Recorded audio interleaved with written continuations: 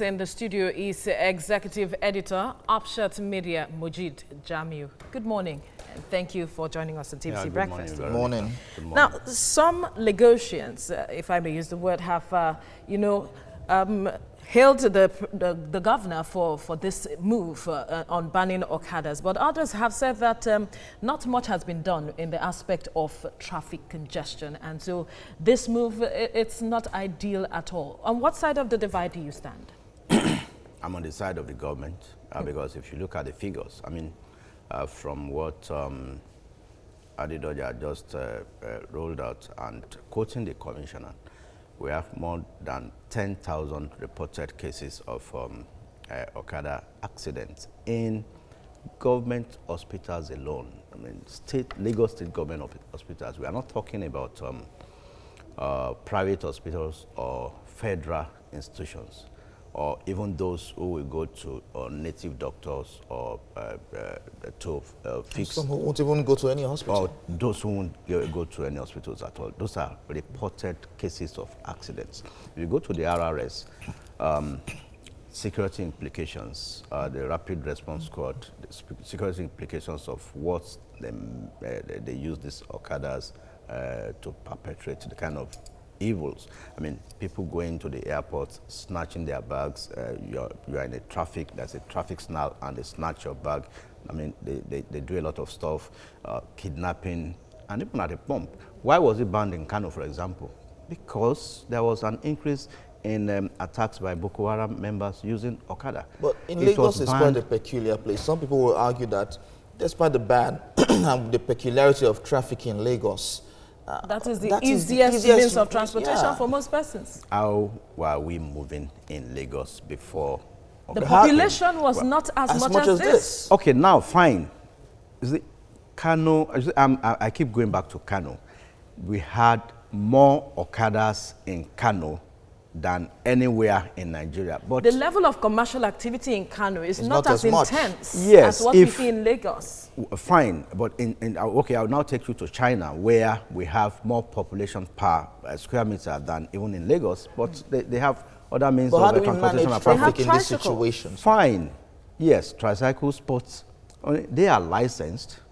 And unlike here, people will just jump on a bike and without any registration, without any license. Why don't you just license them? Because if you go to places like Apapa, and the state of the roads and you can be in traffic in Apapa for about 2, 3, 4 hours, 5 hours. Now, how people navigate with bikes there? Now, I think we need to educate ourselves here. Okay, very important. Lagos.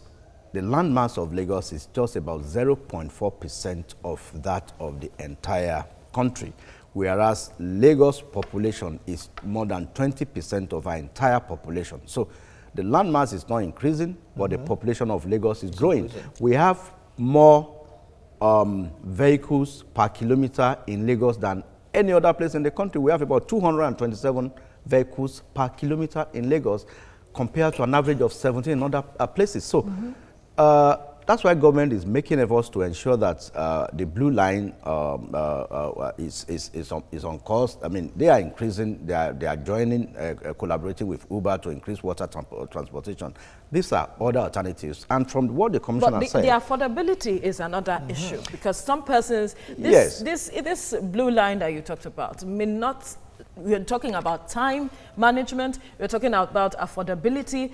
We're talking about so many things. Of course, like the BRT, it will be I want to believe it will be affordable. But then I keep saying, Okada should not be an alternative. Like I heard one of the guys riding Okada saying that he would go back to his job. I mean, and the guy, the correspondent asked him, "What job were you doing before?" He said, "He's a welder." Now, we have so many of them who are into several other trades and crafts. They have abandoned all those ones, but absolutely. Are into Okada. If it was lucrative, most of them wouldn't come on the streets to do this. Now, that is another aspect, talking about employment and unemployment with regards to this. But I want to go back to the issue of security. You talked about how some persons, are being kidnapped. You have harassment, robbed, and all of that. Yeah. But we also see that in buses. Yes, it also happened in buses, but cases of Okada incidences are higher than what we have in buses. I mean, the records are here, are there to show. I mean, those hit and run, snatch and go. I mean, in Kano today, you only see people, just one. I mean, it will be difficult for just one person to perpetrate a crime when you're on a bike. It's easier for two people to do it than for just one person, or the person who is riding it. So that's why there is a caveat saying that if you are using your bike for business, for haulage or for dispatch, then it will be just you. And there is also a caveat that if you have a bike of a 220cc engine capacity, you can still apply. So I think those exceptions are there, and I think the government is being cautious. That's why they are starting with these 6 local governments and the 9 LCDAs to see how they can really give effect to this. That's why they are not starting with a total ban. I want to believe they are quite aware of the fact that, I mean, for example, in Agege, I mean, Agege is not mentioned, Mushin is not mentioned. I mean, those Agege Motor Road is mentioned. Agege Motor Road, that's the highway, not the local government. Yes. I mean, there are 3 issues involved there. All right, Mojeed, Jamiu, we have to leave it at this point. Okay. But thank you so much for coming on TVC Breakfast. Thank you. In the studio is Executive Editor, Upshot Media, Mojeed Jamiu. Good morning, and thank you for joining us at TVC Breakfast. Now, the government's intention may be noble, as some have said, but the process with which is going about it is not sitting well with a lot of persons, especially the implication when you look at employment. A lot of persons now would not have a means of livelihood, and also that this could spiral into issues of insecurity that we are trying to tackle. When government takes critical decisions like this, you expect those who, I mean, we expect mixed reactions. Those who would like that decision and those who would be against. And but oftentimes government takes some of these decisions in public interest, in the interest of the general public.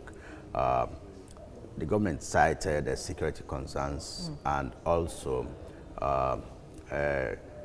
increasing rate of accidents.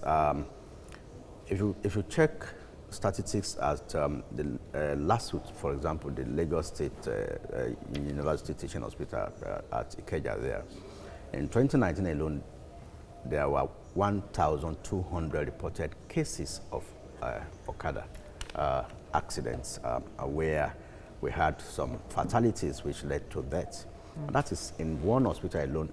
And from what Adedoja, the TV correspondent, just told us, in the past 5 years, in 2015 and 2019, we had more than 10,000 reported cases. Agreed. In government hospitals alone. Agreed, those cases are there. But when you look at the implication, we're talking about unemployment. Some persons will be forced to perhaps engage in certain activities. An idle mind is the devil's workshop, as it is said.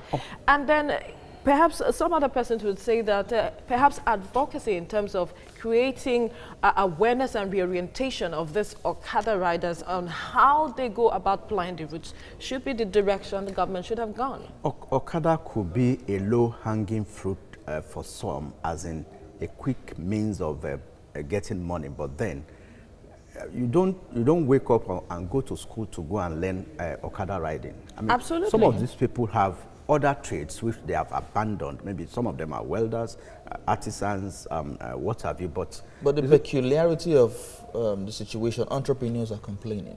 Yes. Lack of power, lack of adequate facilities. Not having the enabling environment to thrive. Yeah, and so if someone's a welder, there's no power to work. How will he make money? How many welders do we have? I mean, is it only?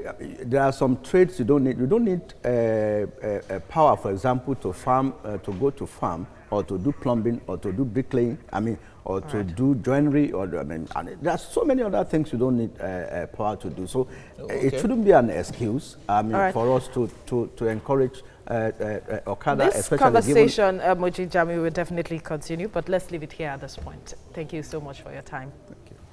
Joining us in the studio is Executive Editor, Upshot Media, Mojeed Jamiu. Thank you very much for joining us. Good morning. Thank you. Okay, so with with this development now, how do you expect Lagosians to navigate? If we say wake up early, I mean, people get home at 11 p.m. and still leave for office at 4 a.m. and still stay in traffic. Before the advent of Okada and Keke, people were commuting to their various... do we have much population like this? Yes. You see, if we are thinking of a smart city, you don't build a smart city with Okada. You don't run a massive economy like that of Lagos on Okada or Keke. Now, I expect the government to bring to fruition some of the projects like the blue rail, the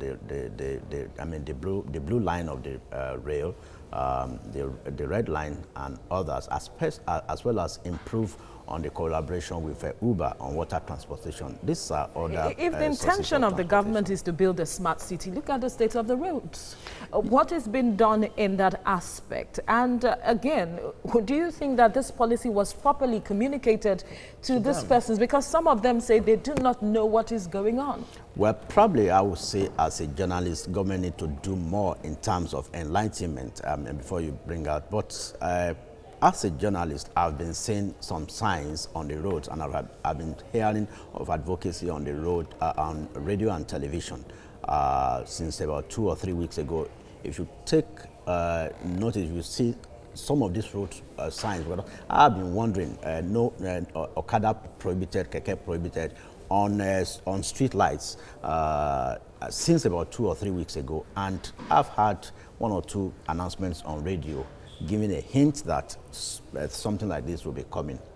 But I think government still needs to do more by properly communicating this to those affected, especially those who operate these kekes. And another area is those the Okada, O-Pay, and O-Rides. I mean, a lot of people have invested so much money into this business. That, yeah. But then I heard the Commissioner for Information and Strategy, Lagos State, yesterday saying that they were not registered with the Lagos State government, that they just went to that. So I think government needs to find a way of probably maybe telling them to improve the capacity of their the motorcycles they use for this kind of businesses to 200 cc and above. One quick question before you go. Do you think that the concessions made by the government is enough in terms of palliatives for these persons who a lot of them might be losing their jobs? Well, when government takes decisions like this, what comes first is security implications, as well as a decision that's for general good. At times, you drive on expressways, you see these characters on Okada facing you direct on expressways, I mean, one way. Now, a clear-cut situation was about 2 weeks ago when one of these Okada riders was passing through one way, and the last man were trying to arrest him. So he was trying to escape. He got hit by Danfo driver. Then his colleagues just carried him, and they went to Latma office and destroyed everything there. Whereas he was wrong. But you see, 2 wrongs don't make it right. But if you don't pass through one way in the first instance, there's no way you'll get hit. All right. Mojeed Jamiu, thank you for your time on TVC Breakfast. Thank you.